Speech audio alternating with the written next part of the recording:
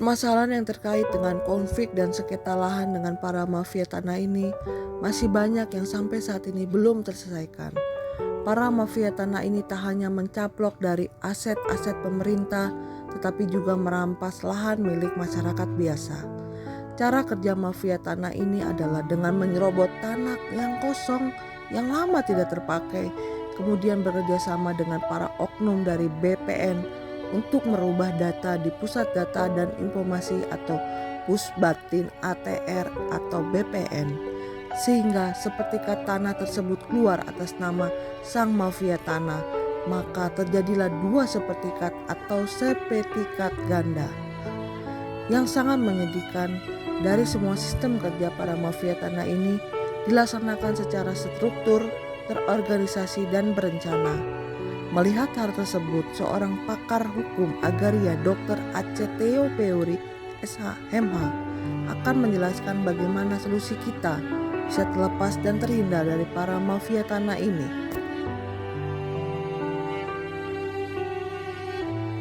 Ya, sampai saat ini pendaftaran tanah yang dilakukan dengan sistematis lengkap atau PTSL itu sudah efektif apa belum dalam rangka menata luas tanah.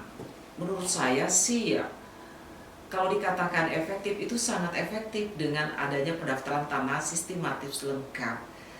Pendaftaran tanah sistematis lengkap, kalau kita kembali kepada filosofi tanah itu sendiri pada pasal 33 ayat 3 Undang-Undang 1945, di mana negara diberikan suatu ketentuan menyangkut tentang kewenangan untuk dapat memberikan hak atas tanah kepada masyarakat yang tentu diberikan tanah untuk mendapatkan sertifikat sebagai tanda bukti hak atas tanah.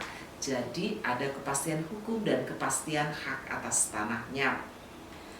Berdasarkan kepada filosofi pasal 33 ayat 3 Undang-Undang 1945, maka pemerintahan dari Presiden Jokowi dengan program nawacitanya salah satunya lewat PTSL itu sangat efektif untuk mencegah jangan sampai terjadi konflik atau sengketa tanah. Konflik tanah atau sengketa tanah.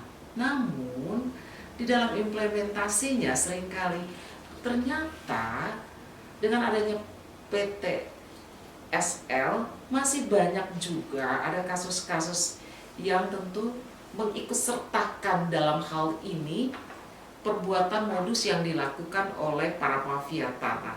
Rata-rata menyangkut mengenai sertifikat ganda oleh pihak-pihak yang tentu berbeda. Kalau kita lihat bahwa ternyata modus dari mafia tanah ini ada oknum-oknumnya. Pertama bisa dari BPN, kedua bisa dari pengacara, notaris, ataupun kecamatan dan juga kepala desa.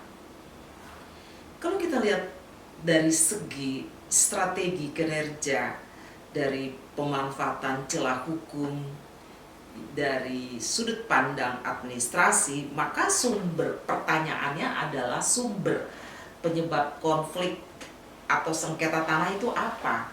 Pertama, karena melemahnya profesionalisme dan juga kemandirian dari oknum pelaksanaan dan penegak hukum itu sendiri, itu yang pertama. Bisa juga dari tingkat persaingan antara notaris PPAT yang sangat tinggi dan juga melemahnya profesionalisme dan juga kemandirian oknum pelaksanaan penegakan hukum ini mengakibatkan terjadinya konflik atau sengketa tanah.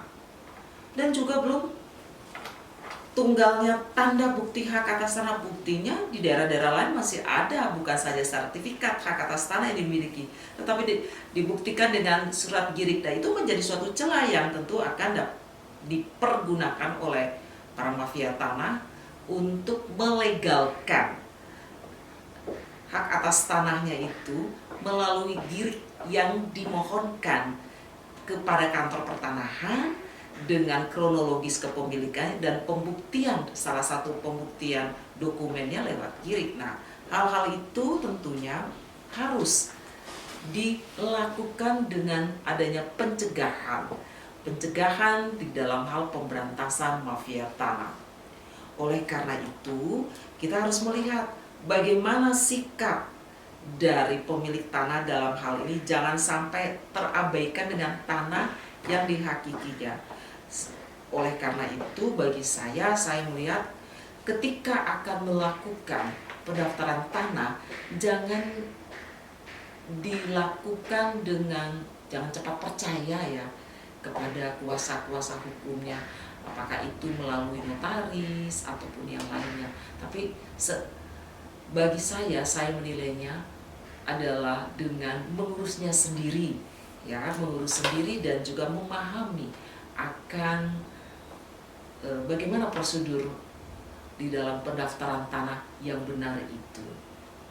Karena itu memang diperlukan strong political will dari semua lapisan yang ada, dan juga pengawasan publik ini sangat penting sekali sehingga ekosistem dari mafia tanah ini bisa diputuskan.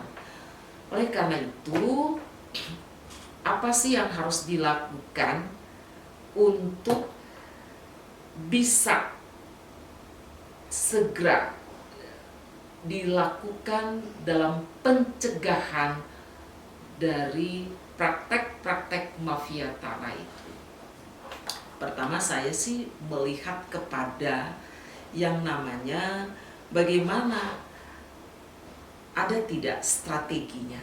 Tentu kalau bicara strategi dalam hal ini, strategi dalam konteks hukum pertanahan, saya melihat lebih baik karena mafia tanah ini juga menjadi hal yang sangat penting karena kebanyakan itu terjadi okupasi ilegal.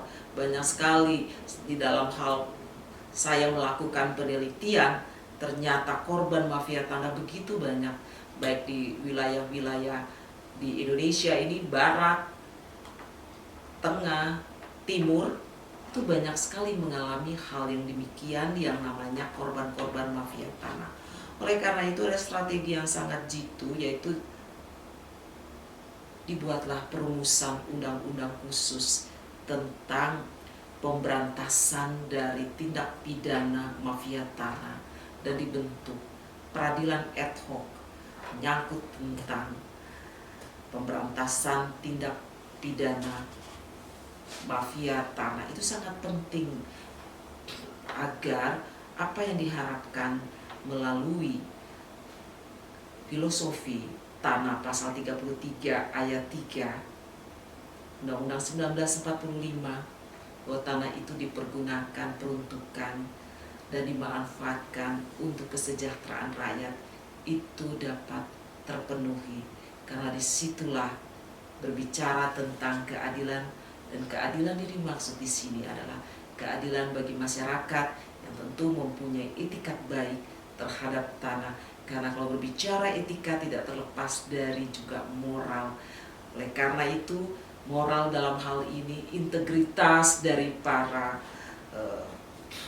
mereka yang bekerja di lingkup BPN maupun juga para penegak hukum, apakah itu notaris atau pengacara, begitu juga yang ada di pemerintahan di wilayah kabupaten dan juga para kepala desa, tentunya harus mempunyai integritas yang sangat tinggi di dalam melaksanakan tugas tanggung jawab yang dipercayakan kepadanya.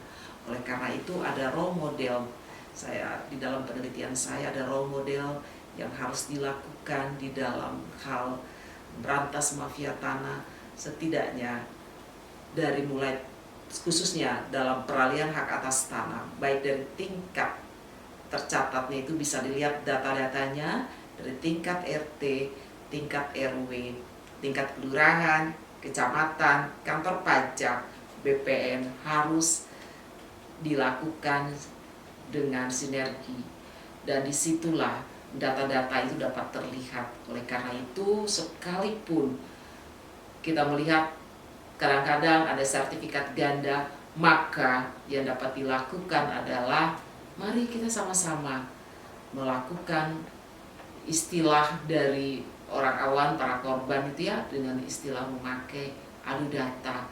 Nah, inilah data yang tentunya harus terintegrasi sehingga ekosistem dari para mafia tanah itu dapat diputuskan. Dengan demikian, rasa keadilan dapat diterima oleh mereka yang mempunyai hak atas tanah yang sebenarnya.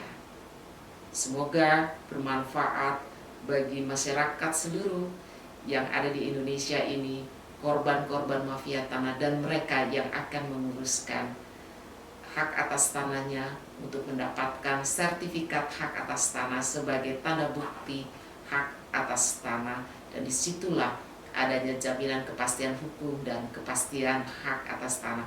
Ada rasa mantap, ada rasa aman di dalam menerima sertifikat hak atas tanah tersebut. Terima kasih.